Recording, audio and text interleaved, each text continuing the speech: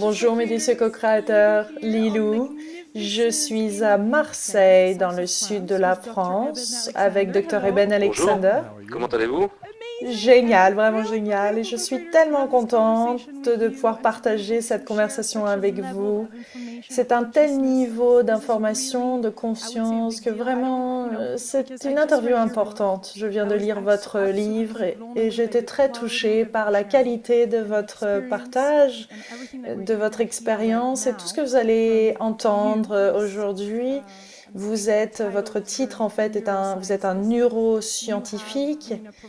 Vous avez été un professeur dans les plus grandes universités américaines et vous avez opéré des centaines et des centaines de cerveaux. Et vous avez eu une expérience de mort imminente. Vous êtes revenu, vous avez été dans le coma pendant 7 jours. Je veux entendre absolument tout sur tout. J'ai entendu parler tout d'abord de votre succès aux États-Unis, donc on est super content de vous avoir ici en France. Et bien, le livre vient juste de sortir, donc c'est vraiment, vraiment génial. Je suis tellement contente parce que j'ai vu tellement d'interviews de vous et d'être assise aujourd'hui à côté de vous et de partager tant d'informations les prochaines 45 minutes et d'aller dans le détail de cet amour que vous avez senti, de cette unité, toute l'information que vous avez reçue. Et vous étiez sceptique avant. Eh bien, une fois que j'ai compris mon voyage, car au départ, comme tous ceux qui ont vécu une expérience de mort imminente, j'étais complètement stupéfait par sa puissance. Et cependant, bien sûr, mes médecins m'avaient dit, tu étais très malade, on ne pensait pas que tu allais survivre, tu étais si malade que ton cerveau était complètement fichu, et donc tu peux oublier tous ces souvenirs. Alors, à ce moment-là, j'étais en fait encore amnésique de tout ce que j'avais été avant dans ma vie. Et donc, j'ai pris ça pour argent comptant et j'ai dit d'accord, c'était trop vrai pour être vrai, mais je suppose qu'il y a peut-être une explication enfouie quelque part profondément dans ma conscience. Donc au départ, je doutais fortement que ça pouvait avoir été autre chose qu'un processus cérébral. Alors, j'ai tenté de l'expliquer comme un phénomène dépendant du cerveau, et je pensais écrire un article pour un journal de neurosciences pour aider à comprendre cette hyper-réalité qui peut se produire quand on est dans un coma profond et qu'on fait une expérience de mort imminente. Et j'y pensais en particulier dans ce contexte de la méningite bactérienne aiguë, une maladie dont je vous aurais dit avant d'en être atteint qu'elle ne laisse aucune place pour le moindre souvenir significatif de la moindre expérience. Et pourtant, j'étais revenu avec cette véritable odyssée encore toute fraîche dans mon esprit. Alors je devais l'expliquer. J'avais envie de vous poser la question, est-ce que c'est un fantasme, est-ce que c'est la réalité? La question ne me paraît pas nécessaire ici. J'aimerais savoir, en tant que professionnel, en tant que docteur, vous auriez eu ce type de patient, qu'est-ce que vous leur auriez dit en fait dans ce même cas et que maintenant, dans votre propre cas, enfin, vous ne pouvez pas valider? Oui, avant cette expérience, j'avais un peu entendu parler des expériences de mort imminente et de ce genre de voyage. Et j'étais un neuroscientifique très conventionnel, qui croyait très profondément à la science réductionniste, matérialiste, qui nous dit que si nous comprenons tout ce qu'il y a à savoir sur les électrons, les protons, les neutrons, les quarks et les photons, leurs interactions en termes physiques, chimiques, biologiques, et en connaissant l'anatomie et la physiologie du cerveau humain, nous arriverons naturellement à des conclusions sur la façon dont le cerveau crée la conscience. Et bien que nous soyons loin d'avoir le moindre début d'explication de ce type, j'étais convaincu avant mon coma qu'un jour nous allions découvrir cela. En d'autres termes, que le cerveau crée la conscience et qu'il n'y a rien de plus à comprendre. Si je pense, constitue l'une des vraies beautés de mon voyage, ce que j'ai fini par réaliser après plusieurs mois de tentatives d'aller au fond du processus d'explication de mon aventure en termes de phénomènes basés sur le cerveau. Un cerveau très malade, surtout à cause de la méningite bactérienne aiguë, qui était si grave qu'elle m'a plongé dans le coma dès les 2 ou 3 premières heures. Le seul fait d'être entré dans le coma si rapidement et d'avoir une méningite bactérienne sévère me donnait initialement environ 10% de chances de survie. Ensuite, étant donné que je ne répondais pas aux antibiotiques et que mon état neurologique était si sombre, même dès le début, je suis arrivé aux urgences avec le strict minimum de mes fonctions corticales et j'ai très rapidement perdu le peu qui fonctionnait encore. Mon tronc cérébral était gravement atteint, même dès le début. Les mouvements de mes yeux étaient complètement pathologiques. En fait, il n'y avait plus aucun mouvement après quelque temps. Même la dilatation des pupilles, etc. Tout cela était parti. Il s'agissait donc d'une méningoencéphalite très grave avec atteinte du tronc cérébral. Et se trouver dans le coma avec une telle maladie pendant 7 jours, selon les règles générales que vous confirmera tout médecin qui s'occupe de tels patients, lorsqu'on entre aussi rapidement dans le coma, au bout du 2e ou 3e jour, soit on se réveille, soit on meurt, et il n'y a pas de demi-mesure.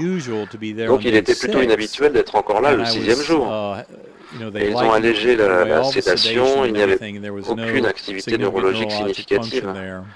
Et ils en étaient arrivés au point de discuter l'arrêt des antibiotiques, car ils pensaient qu'il n'y avait aucune chance pour moi de récupérer. Au 6e jour, j'en étais à 2 ou 3% de chance de survie, mais aucune chance de récupération significative de mes fonctions neurologiques. Et ils prédisaient au mieux que j'allais devoir passer 3 mois à l'hôpital, puis le reste de ma vie dans une institution spécialisée où j'aurais besoin de soins constants, car je serais en état végétatif chronique, incapable de faire quoi que ce soit. Et donc, quand j'ai commencé à me réveiller le matin du 7e jour, ça a été un choc considérable pour ceux qui me soignaient, et pour ma famille et tout le monde. Ça n'a pas été en douceur, parce que pendant les 2 jours qui ont suivi, je ne cessais d'entrer, de sortir de la lucidité. Je pouvais converser, même si j'avais l'air un peu fou. J'avais des hallucinations psychotiques paranoïaques qui étaient directement liées, pour le coup, à l'état de mon cerveau.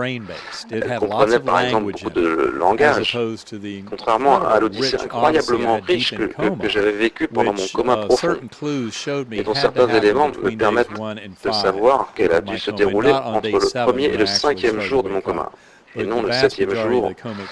Quand j'ai commencé à me réveiller, l'essentiel de mon expérience s'est produite quand j'étais profondément dans le coma, alors que mes examens neurologiques montraient que je ne pouvais avoir qu'une expérience consciente totalement primitive et rudimentaire, et pourtant j'ai vécu cette odyssée incroyablement hyper réelle. Petit à petit, vous aviez envie de partager avec la famille, les patients, votre expérience. La paranoïa n'était plus là. Quelle était votre réaction auprès des patients d'expériences de mort imminente?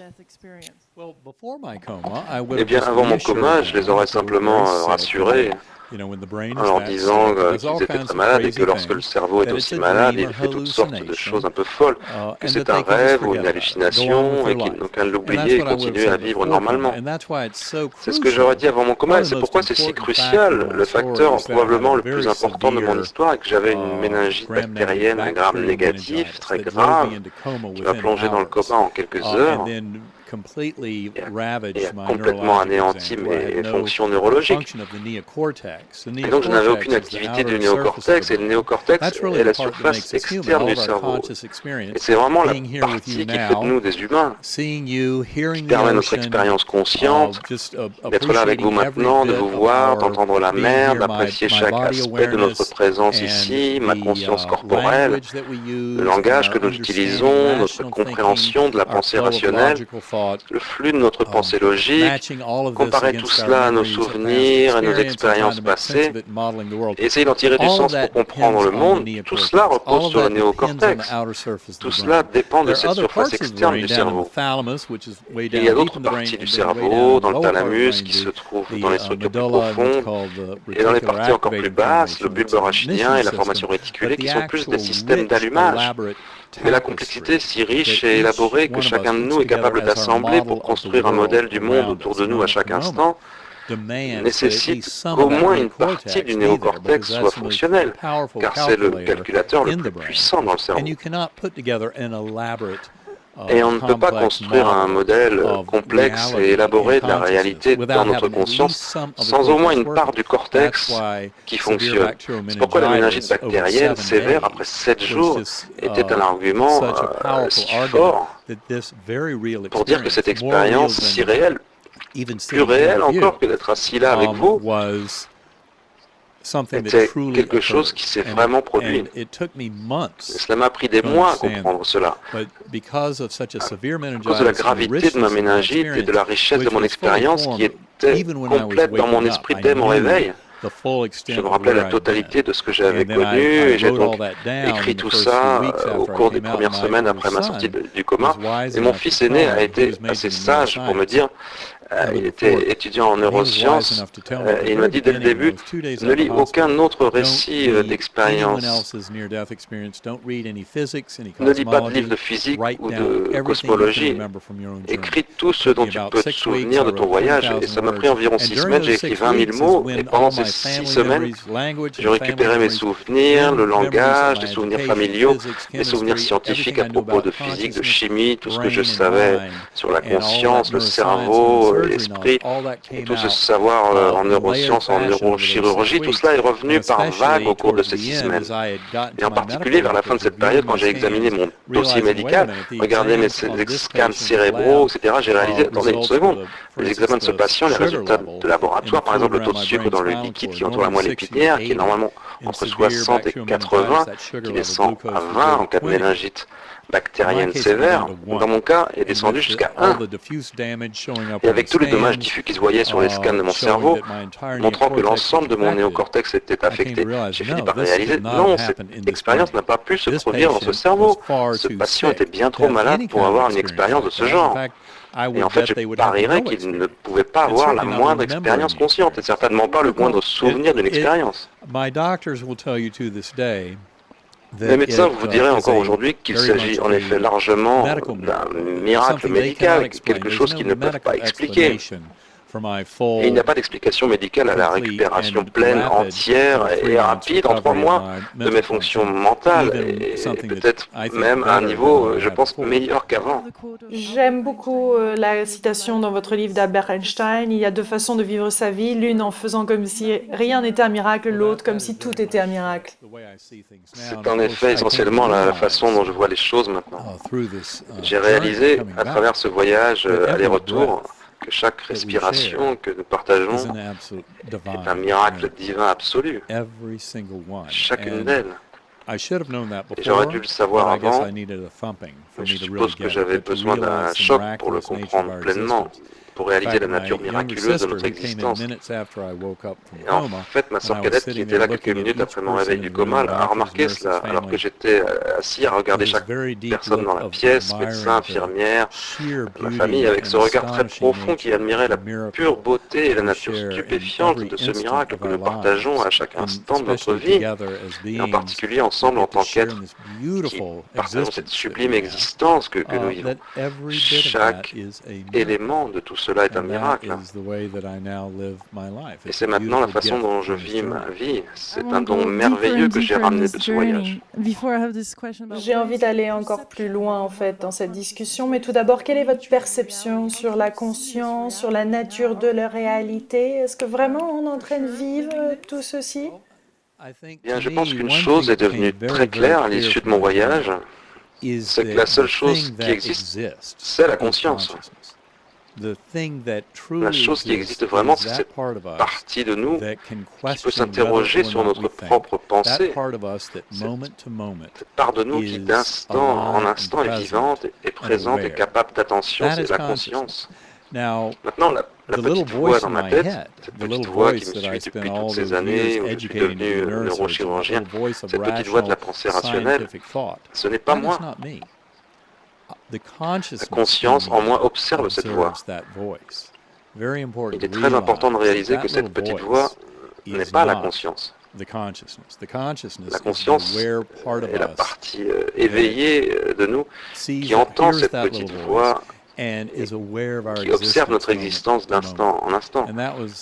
Et ça a été une réalisation profonde de mon voyage. que j'utilise maintenant constamment quand je pratique la méditation. Désormais, je médite 2 à 3 heures par jour. Cela vise essentiellement, pour moi, à me connecter à ma conscience intérieure. Je peux utiliser cette petite voix dans ma tête pour faire une demande, exprimer une intention, exprimer de la gratitude, une gratitude profonde pour cette existence. Et alors, la petite voix doit se taire, car alors, j'entre en méditation de plus en plus profonde. Et ce que nous finissons par trouver est bien sûr connu depuis des millénaires par les méditants expérimentés, les moines bouddhistes, tous ceux qui sont très capables d'explorer les fantastiques mystères de la conscience, qui sont à la racine de toute existence dans cet univers. C'est la chose cruciale à comprendre et j'ai fini par réaliser que la conscience est véritablement la première chose qui existe. Et pour aller au fond des choses, je dirais que toutes nos consciences deviennent une seule conscience à un niveau plus profond. Et en fait, par la méditation, par la prière, par le don du désespoir, il y a beaucoup de façons pour nous d'entrer en contact avec cette unité de la conscience qui, en son cœur profond, est un avec le divin infiniment puissant, infiniment connaissant, profondément personnel et pleinement aimant. Le divin qui se trouve en chacun de nous. Et tout cela par notre propre conscience. Et c'est là où se trouvent les réponses que nous cherchons. Donc les gens peuvent regarder des DVD, assister à des cours, lire des livres. Au bout du compte, la façon de connaître tout cela plus profondément et de s'approcher de la vérité et d'entrer dans notre propre conscience. C'est pourquoi ma recherche actuelle est si fortement impliquée dans les outils de méditation pour aider les individus à atteindre des états de plus profonde méditation consciente. Vous avez passé différents niveaux lors de votre expérience de mort imminente et à un moment, vous avez ressenti que vous aviez la compréhension. Tout est devenu clair, toutes les réponses étaient là, même pas en un microseconde, en fait, c'était instantané. Waouh! Quel moment magique! Décrivez-nous ce moment, comment vous ressentiez les choses? C'est très intéressant car une chose qui était très claire pour moi dans mon voyage, et je décris dans mon livre un niveau très simpliste qui était en fait l'endroit initial où je me trouvais. C'est un niveau où je n'avais aucun souvenir de ma vie, je n'avais pas de mots, d'image corporelle, et dans le livre j'appelle ce niveau le monde vu du ver de terre. Et c'était très monotone et ça a l'air un peu effrayant quand j'en parle. Et quand j'étais là, et compte tenu que je ne me rappelais rien de mon existence avant cela, je l'ai simplement accepté pour ce que c'était. C'est différent de certaines expériences, certaines d'entre elles, mais quand on se replonge dans certains récits d'expériences, on s'aperçoit que c'est souvent présent dans les expériences les plus profondes. En plus, si on se penche sur la littérature sur l'après-vie, en remontant quelques centaines et même quelques milliers d'années en arrière, on découvre qu'il y a des éléments consistants à propos de l'existence d'un tel niveau de réalité. En fait, je dirais, beaucoup de personnes ont demandé si ce monde vu du ver de terre était l'enfer ou le purgatoire. Et ma réponse initiale était non, ce n'était pas interactif du tout. Oui,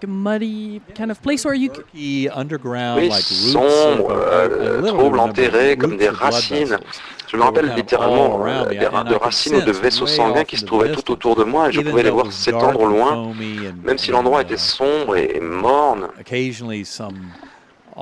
de temps en temps, des sortes de faces, de visages animaux surgissaient de cette mélasse, puis disparaissaient, donnant un côté très noir à tout cela.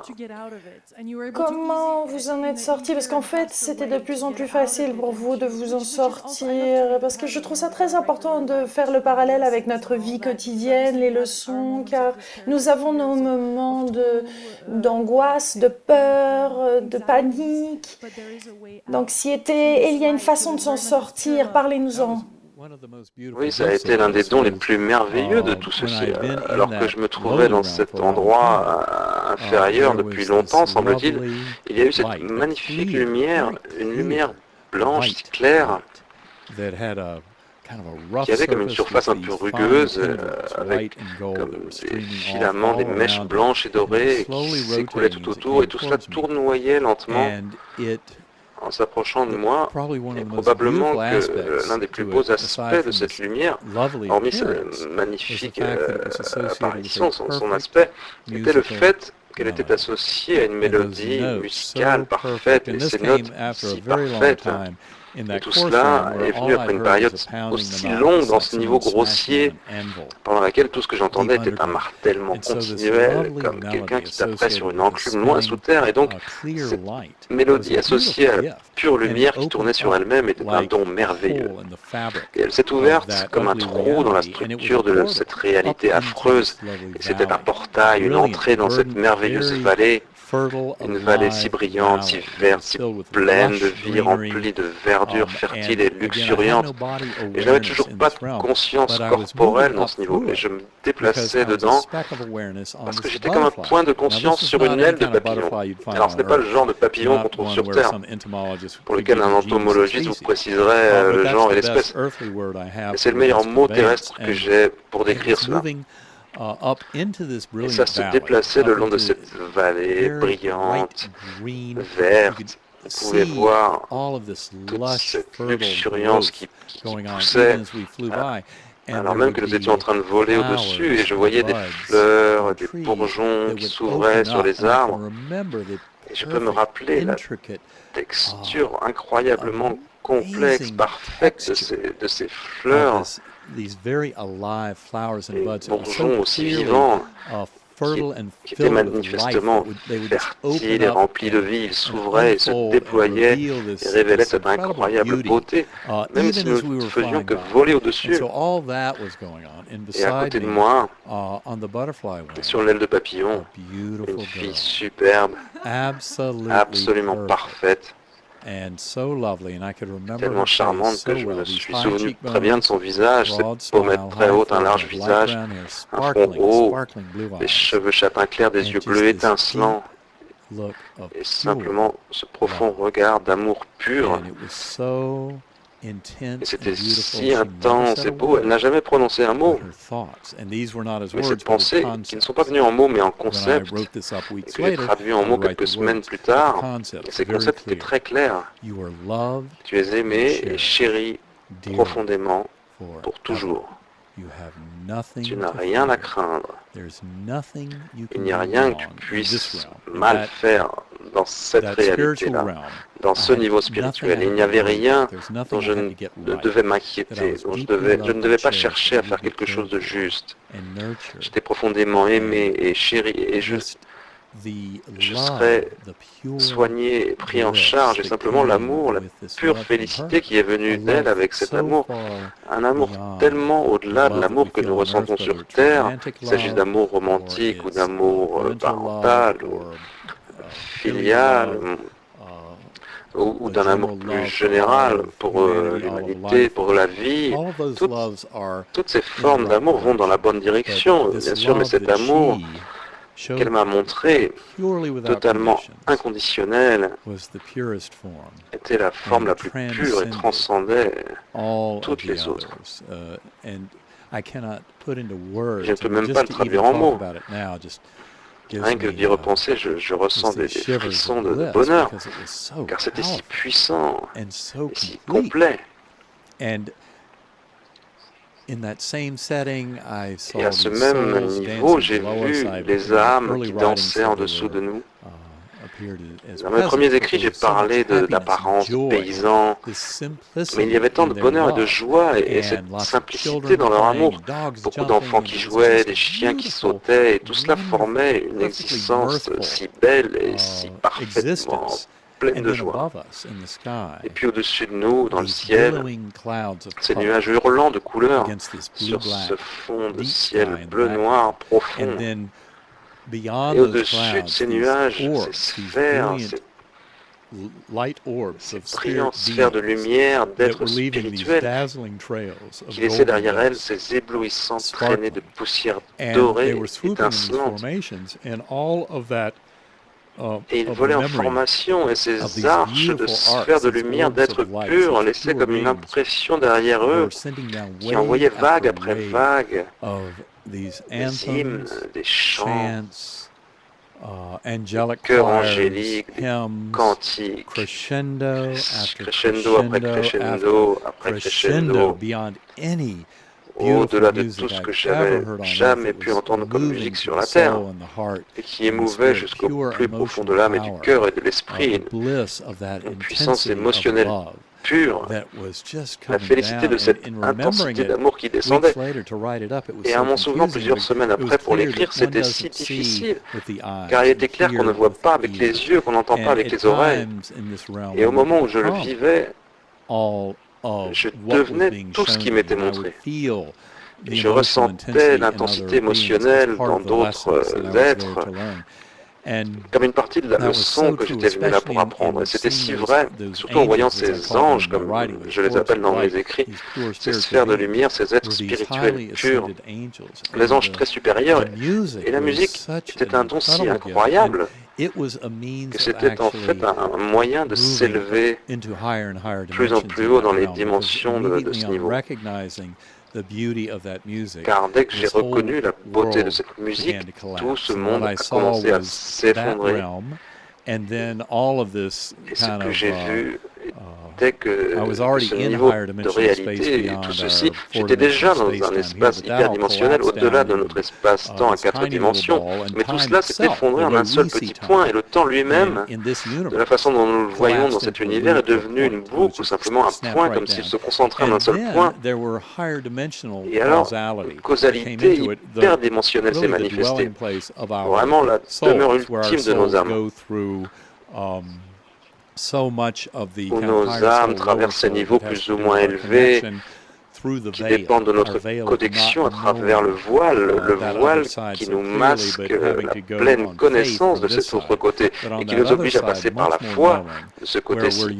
Mais de l'autre côté, il y avait une connaissance bien plus grande du fait que nous sommes unis à nos frères et sœurs d'âme, et cela a tout à voir avec notre devoir d'apprendre cette leçon dans notre incarnation, d'autoriser l'ascension de notre âme dans cette causalité supérieure, dans un temps qui se trouve complètement en dehors de notre temps terrestre ou de cet univers, un temps qui a accès à tout moment de notre temps ici, ce qui explique bien sûr tant de choses à propos des expériences de mort imminente dans lesquelles on rencontre les âmes des proches décédés, à propos des communications après la mort, des expériences de vie antérieure, de réincarnation. Il y a énormément de données scientifiques qui soutiennent la réalité de ceci. Et quand on prend le temps de regarder vraiment les données, on réalise que c'est réel, qu'il y a quelque chose qui se passe ici. Et puis ce temps permet aussi d'accéder à un niveau encore supérieur que j'appelle le cœur, qui était la demeure de ce divin, de cette toute puissance, toute aimante et infiniment pure source du multivers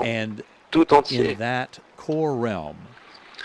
Et dans ce niveau de réalité du cœur, cette conscience de l'infini, bien au-delà de toute notion d'infini dans les niveaux inférieurs, dans une noirceur d'encre infinie, mais aussi à côté de moi, cette brillante sphère de lumière, de pure lumière.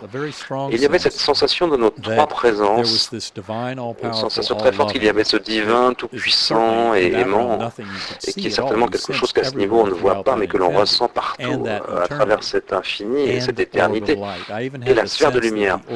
Et j'avais même le sentiment que la sphère de lumière était comme un traducteur ou un interprète. Dans mes premiers écrits, je pensais que la sphère de lumière était comme ma magnifique compagne sur l'aile du papillon, que j'ai fini par appeler mon ange gardien, et je ne suis pas certain de pouvoir faire cette corrélation, mais j'ai un sentiment très fort d'une sorte de triangle dans cette réalité du cœur. Ce Dieu infini, tout-puissant, omniscient et omnicréateur, de la sphère de lumière et de ma propre conscience, mais cette conscience était tellement au-delà d'une conscience individuelle humaine, elle était bien davantage comme une conscience plus grande même que la conscience de toute la vie sur Terre, comme une conscience cosmique supérieure que nous partageons tous. Et j'ai reçu l'information que cette part de moi qui était cet observateur, cette conscience, n'était pas là pour rester. Donc, essentiellement, qu'une part de cette conscience s'en retournerait, que je n'étais pas là pour rester, mais qu'en fait, cette partie de moi qui avait toujours cet attachement jusqu'en bas, jusqu'à l'ébène Alexander que j'étais sur Terre, devait apprendre beaucoup de choses qu'il m'enseignerait à propos de l'amour, de la façon dont l'amour était la structure même de toutes les dimensions supérieures et dominait même dans ces dimensions inférieures, de la façon dont le mal était là pour servir en substance de traces d'impureté qui permettent les manifestations de notre libre arbitre dans cette réalité. Et ceci est le plus grand don de ce Dieu aimant qui nous aime si chèrement et nous laisse tout de même le choix, et nous laisse faire des choix dans ce monde, d'avoir le libre arbitre. Et c'était une part très importante de tout cela, comme de comprendre toutes ces choses à propos de la structure physique de l'espace-temps, de la conscience, à la fois dans cette dimension inférieure et du point de vue des dimensions supérieures de notre existence spirituelle, et la façon dont tout cet esprit ne forme qu'un au niveau le plus profond, et bien sûr en son centre ne forme qu'un avec le divin. Mais il y avait tant dans toutes ces leçons, y compris sur la structure physique de tout cela. Dans votre livre, vous parlez du son du mot « Om ». Et j'avais mis une question sur Facebook, en fait, pour demander aux auditeurs ce qu'ils aimeraient vous poser. Et quelqu'un a posé la question en disant il utilisait avant le mot Om et maintenant il utilise le mot Dieu. Pourquoi? Et c'était comme si, pour nous, le mot Om était au-delà du religieux. Je pense qu'il est important de comprendre à quel point notre langage, nos mots sont très limités et limitants. Quels que soient ces mots, ils limitent, ils divisent, ils tentent de définir les choses et de fournir de fausses séparations. Bien sûr, c'est utile dans cette réalité, ici dans cette réalité dualiste. Notre langage a une fonction essentielle. Mais lorsqu'on revient de ces niveaux supérieurs, d'abord il était clair que cette déité toute puissante qui est au cœur de toute l'existence et de toute l'éternité et la source d'un amour infini, illimité, indescriptible, était au-delà de tous les mots. Utiliser n'importe quel mot échoue misérablement. Et en fait, pendant des mois, j'ai hésité à utiliser le mot Dieu, car pour moi, à ce point, le souvenir était si frais et clair de l'infinité, de la puissance de cet être, et aussi de sa nature infiniment aimante pour toute la création et pour chaque élément de la création. Et tout cela faisait beaucoup trop pour que je puisse utiliser le mot Dieu. Cependant, dans le cadre de notre compréhension terrestre, il s'agit absolument de cet être-là. Et je réalise que d'autres qui sont revenus depuis des milliers d'années pour raconter des voyages dans ce niveau de réalité très réel, c'est la réalité qui sous-tend notre monde matériel qui, lui, n'est pas en fait aussi réel qu'il le semble. Mais ce monde très réel, ultra réel, que j'aime comprendre comme le monde des formes de Platon, la véritable base sur laquelle ce monde imparfait est construit. Et Om était le son dont je me souvenais dans ce que j'ai appelé le cœur, cette noirceur d'encre infinie, remplie jusqu'à l'aveuglement par la lumière brillante de la sphère, qui me servait en quelque sorte de traducteur pour toutes ces leçons que je recevais. Et le son qui était associé à cet être aimant était Om. C'était un Om éternel qui avait une résonance infinie dans toute l'éternité. Alors bien sûr, les physiciens vont s'arrêter sur ce mot de résonance et vont dire, attendez un petit peu, comment peut-on avoir une résonance quand on parle d'éternité, d'espace hyperdimensionnel, au-delà de notre espace-temps à 4 dimensions? Comment peut-il y avoir une résonance dans ces conditions? Eh bien, c'est pourtant le cas, et cette résonance se manifeste à travers l'éternité. C'est le son que j'ai entendu, ce Om profond et parfait. C'est comme ça que j'appelais cette source aimante et puissante d'amour infini, toute l'énergie de toute forme d'existence. Om était la meilleure description que je pouvais utiliser. Et je dois ajouter qu'on me demande parfois si cette déité toute-puissante est mâle ou femelle. Et bien sûr, je souligne immédiatement qu'il s'agit d'un être d'une telle perfection qu'il est la fusion parfaite de toute dualité, y compris mâle et femelle. Donc il n'y a pas de genre associé. Mais j'utilisais homme comme un pronom dans un sens, car je n'avais pas à utiliser il ou elle ou ça en référence à cette déité toute puissante. Et homme était pour moi un descripteur parfait de ce pouvoir et il n'avait pas une étiquette préalable qui m'empêchait de m'en servir dans ce contexte. Sommes-nous divins? Est-ce que le divin est en nous, dans chacun de nous? Que nous sommes... est-ce que c'est une relation en fait, ou est-ce que vous ressentez cette unité? J'en suis venu à avoir la conscience, comme je l'ai défini plus tôt, de la façon la plus simple. C'est cette petite étincelle en chacun de nous qui nous permet d'avoir un soi, une présence. C'est la conscience qui peut se demander si oui ou non je pense et donc je suis. On peut paraphraser et étendre un peu la réflexion de Descartes. C'est la petite étincelle en nous qui en fait est une étincelle éternelle. Elle n'est pas du tout créée par le cerveau.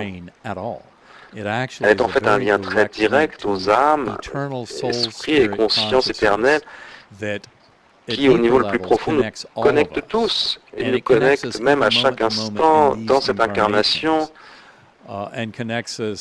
et nous connecte de façon plus large lorsque nos âmes sont envoyées dans ces réalités, dans la causalité de ces réalités supérieures.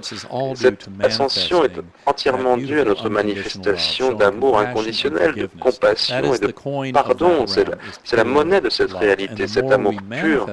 Et plus nous le manifestons ici, plus nous permettons à nos âmes de s'élever dans cette causalité supérieure, dans sa réalité supérieure. Mais bien sûr, cette connexion se poursuit jusqu'au centre, qui est cet infiniment puissant et infiniment connaissant, profondément personnel et pleinement aimant Dieu, qui se trouve au cœur de chacun de nous, à travers notre conscience. C'est pourquoi je dis aux gens, vous n'avez pas besoin de frôler la mort pour comprendre cela. C'est à savoir qu'il entend chacun de nous en tant qu'être conscient. C'est pourquoi par la méditation, les prières, le don du désespoir, quel que soit le moyen qui nous permet de devenir plus conscients de tout cela, de sorte que nous puissions connaître la vérité dans notre propre être, et devenir bien plus l'être spirituel, divin, éternel que nous sommes réellement. Mais c'est en allant plus profond dans cette voie et en s'écartant des illusions du monde matériel, ce qui inclut le soi, l'ego, des choses qui sont très liées au cerveau linguistique, même si elles ne nécessitent pas, puisque les animaux ont également de telles structures qui peuvent les aider, mais ils sont aussi bien plus télépathes que nous. Ils sont plus naturellement dans ce type de conscience que nous partageons tous. Et notre cerveau linguistique en fait se met en travers, et sûrement notre sorte de culte du monde matérialiste qui s'est développé si fortement au XXe siècle. Posséder, d'acheter de plus en plus? Oui, mais pas autant ça que cette croyance dans le monde matériel, l'espace et le temps, les photons, les protons, les neutrons, ce monde-là, notre croyance en cette réalité qui serait la seule réalité est complètement fausse. Et elle nous éloigne de la réalité plus profonde, qui est que ce qui existe est cette conscience en moi, en vous, de ce fait que nous sommes un véritable. Nous sommes un miracle. Nous pouvons questionner notre propre existence.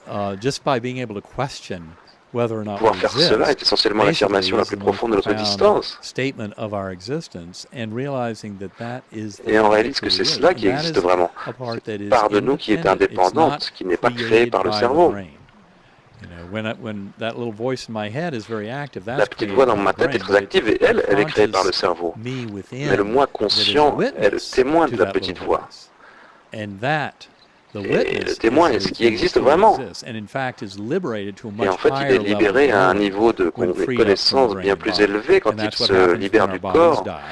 Et c'est ce qui se passe lorsque notre corps meurt, et nous avons alors la merveilleuse surprise d'être des êtres spirituels bien plus grands et éternels.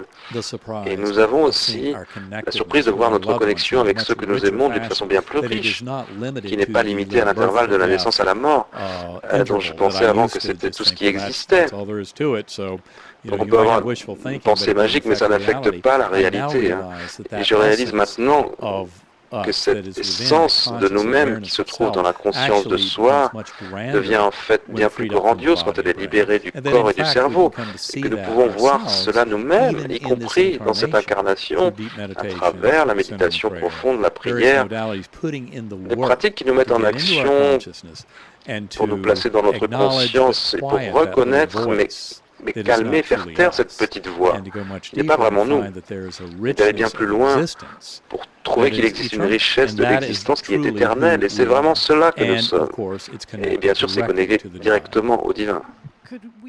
Est-ce qu'on peut parler de découvertes scientifiques ici? En tous les cas, la plus grande de vos découvertes pour vous-même? Quelle expérience?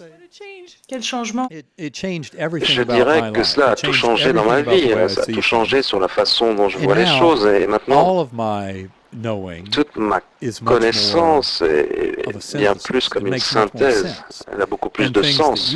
Et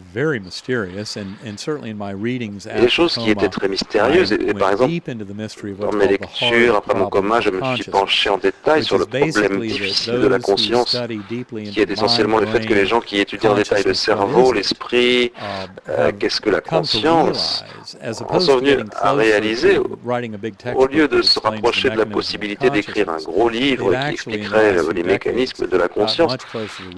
Ils ont en fait réalisé au cours des dernières décennies que ce mystère est si profond qu'en fait il n'y a aucune chance pour que qui que ce soit sur Terre propose un jour une explication matérialiste de la façon dont le cerveau crée la conscience, car ce n'est pas ce qu'il fait. Le cerveau est comme une valve de réduction ou un filtre qui en fait prend la conscience universelle qui préexiste et qui est en son cœur le divin, Dieu, et la réduit à une forme très limitée qui fonctionne en nous, dans l'ici et maintenant, cette illusion. Et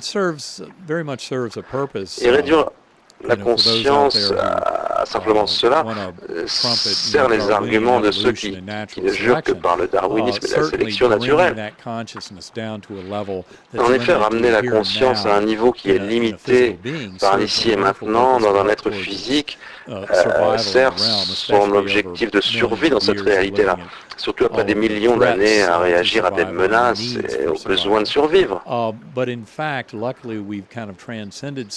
Mais heureusement, nous avons en partie dépassé cela, cette nécessité de la survie du plus apte, et nous sommes libres d'aller bien plus loin dans notre conscience, qui s'étend dans la conscience universelle. Et c'est pourquoi la méditation, les prières, les expériences de mort imminente sont de superbes fenêtres qui emmènent des millions et des millions de personnes au cours des 50 dernières années dans cette réalité et permettent de revenir sans pouvoir se rappeler toutefois la totalité des souvenirs de l'expérience, tout comme ça se passe naturellement avec les bébés qui arrivent dans ce monde, puisqu'ils passent par un processus naturel en venant de cette réalité du divin qui consiste à, en quelque sorte, recouvrir leur connaissance par cette illusion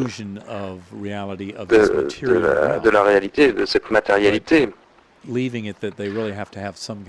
en leur laissant seulement la possibilité d'avoir une sorte de foi ou de mémoire profonde, une mémoire de l'âme, de la réalité de ce divin au cœur de chacun de nous. Magnifique. Et je sais, j'ai beaucoup de questions, je sais que vous aussi qui écoutez, vous en avez plein. Maintenant, il est l'heure pour vous d'aller parler, de rencontrer d'autres médias français. Nous sommes très heureux de vous avoir ici. Cette conversation pourrait durer des heures et des heures. C'est génial. Merci pour cette inspiration. Merci pour votre courage, le courage d'être vous-même. Et je vous recommande bien sûr de lire La preuve du paradis. J'ai adoré, j'ai ressenti tellement de belles choses. Merci. Maintenant, beaucoup de choses continuent à grandir en vous et j'ai hâte de lire vos prochains livres. Oui, en fait, mon manuscrit initial pour La preuve du paradis était plus de 3 fois plus long. C'est parce que je l'écrivais pour comprendre moi-même. Et je devais en arriver à quelque chose qui inclurait tout ce que je savais sur la mécanique quantique, l'énigme quantique, tout ce que je savais sur la conscience et le problème difficile de la conscience, ce que je savais sur la physique de la réalité. Tout cela devait être réuni et faire sens à la lumière de tout ce dont j'avais été témoin au cours de mon voyage.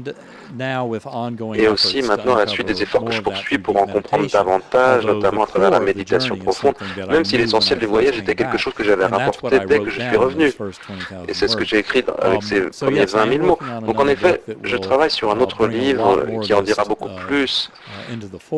Il est important de dire qu'une fois que j'ai réalisé ce qui se passait, ce qu'était le message, il est devenu très clair que ce livre devrait s'adresser à un large public.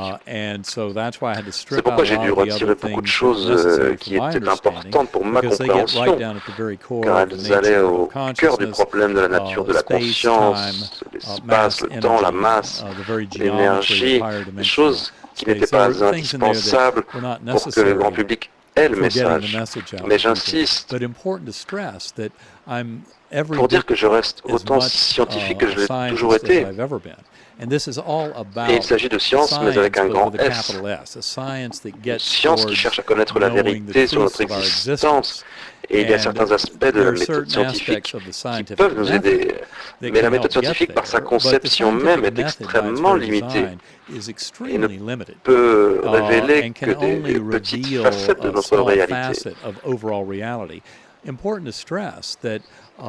Il faut souligner que tous ces merveilleux succès scientifiques et technologiques du XXe siècle, en fait, étaient si primitifs et si simplistes qu'ils n'ont absolument rien à dire sur un mécanisme pour une conscience émergente de l'activité du cerveau physique. Et c'est un carton rouge énorme qui invalide complètement la conception matérialiste du monde avec sa pensée de niveau de classe de maternelle qui explique que tout est matière, car elle n'a pas le moindre début d'une idée pour nous dire quoi que ce soit sur la conscience. Et ceux qui veulent en savoir plus peuvent se rendre sur mon site internet lifebeyonddeath.net. Et j'ai aussi lancé Eternea.org qui vise à informer le public sur la conscience, la physique de la conscience, les expériences de transformation spirituelle de toutes sortes, pas seulement les expériences de mort imminente, il y en a beaucoup. Et elles sont présentées en détail sur Eternea. Et c'est également un site où on peut raconter sa propre histoire. Nous avons une base de données pour recevoir les histoires de personnes sur toute la planète, car je vous garantis qu'il y a des centaines de millions, sinon des milliards d'histoires sur cette réalité du niveau spirituel. Et il faut permettre aux gens de partager leurs histoires. Et nous avons construit spécifiquement la base de données pour qu'elle soit utile à toutes les catégories. Donc elle sera utile aux chercheurs, aux physiciens, aux philosophes de l'esprit, aux médecins, aux infirmières, aux religieux, tous ceux qui étudient et veulent savoir plus sur cette réalité. Et Eternea.org est l'outil pour nous aider à nous amener à ce niveau. Eternea soutiendra aussi la recherche scientifique qui aidera à prouver l'existence de cette réalité de manière très forte. Bon, mes co-créateurs, vous savez qu'est-ce que vous avez à faire maintenant? Prenez votre web caméra, même sur l'iPhone, et le mettre sur ce site-là. Partagez vos propres expériences spirituelles. Vous êtes tellement nombreux, tout autour du monde. J'adore l'Internet, ça c'est pour ça que c'est génial. Cela nous libère tous. Internet offre une telle liberté à toutes les âmes individuelles, c'est un tel don. Et nous sommes là pour partager ces informations et de dire au monde, et ça nous concerne tous ensemble, car mon voyage m'a aussi conduit à vouloir faire tomber les frontières entre les religions, car il s'agit bien sûr d'amour, de compassion, de pardon, de prendre soin les uns des autres, car nous sommes toutes des âmes chéries et nous ne formons vraiment qu'un au plus profond niveau. Et c'est également une unité avec le divin, mais il s'agit aussi de faire tomber les barrières entre les religions et la science, car elles sont artificielles, et aussi laisser la spiritualité dans son plein sens s'épanouir pleinement avec les religions et avec la science, car il s'agit pour la science de devenir bien plus vaste et de nous emmener vers les vérités les plus profondes sur la nature de notre existence. Et une partie de ceci consiste à reconnaître entièrement la nature infiniment aimante de notre âme, esprit, que nous partageons tous, l'essence de notre être, qui transcende entièrement toute matérialité, la naissance et la mort, et qui concerne la relation que nous partageons tous ensemble et avec toute la vie à travers l'univers. Vous êtes pur amour, on vous aime, nous envoyons plein d'amour. From south of France, from Marseille. Yes, from a beautiful. I love the ocean crash. Oui, d'un endroit merveilleux, et j'adore entendre les vagues s'écraser dehors. Et vous êtes tous là. Nous sommes tous ensemble et c'est fabuleux. Facebook, everywhere. Partagez cette vidéo, oui, c'est vraiment une vidéo très importante, le plus beau témoignage que j'ai jamais entendu. Merci de partager, merci Eben. Merci infiniment de m'avoir invité. Ah, c'était vraiment génial de vous avoir. J'ai adoré passer du temps avec vous. Merci et merci d'avoir écouté, de partager.